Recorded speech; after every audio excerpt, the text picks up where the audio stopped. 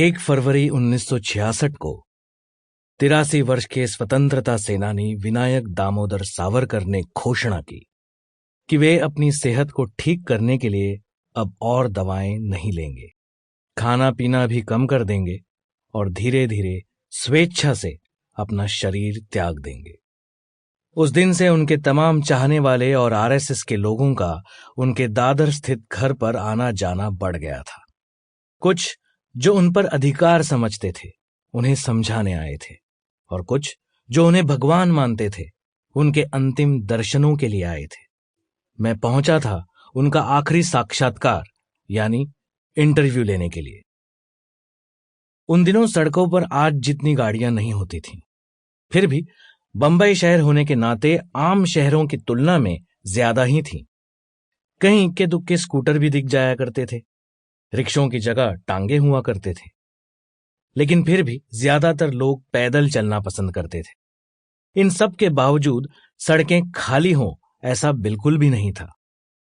भीड़ की वजह से मुझे उनके घर तक पहुंचने में थोड़ी दिक्कत जरूर हुई, लेकिन वो भीड़ देखकर आश्चर्य भी बहुत हुआ।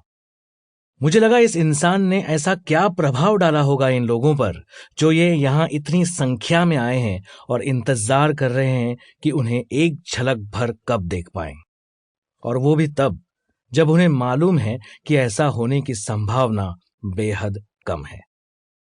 गेट पर पहुंचा तो देखा कि वहां भीड़ और भी ज्यादा थी। दूर से ही हाथ हिलाकर दरबान को समझाने लगा कि मैं पत्रकार हूं और मुझे यहां बुलाया गया है। काफी मशक्कत के बाद दरबान ने मेरी बात समझी और लोगों को हटाकर मेरे अंदर जाने का रास्ता साफ करवाया। अंदर किसी महानुभव ने मुझे नाश्ते पानी के लिए पूछा, लेकिन मैंने केवल सावरकर जी से ही मिलने की इच्छा व्यक्त की। दरबान मुझे सीधा उनके कमरे में ले गया। काफी बड़ा और हवादार कमरा था।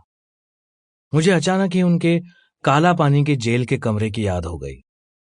मैंने पढ़ा था कि वो कमरा केवल 15 बाई 8 फीट का ही था, जिसमें सावरकर जी ने लगभग 11 साल गुजारे थे।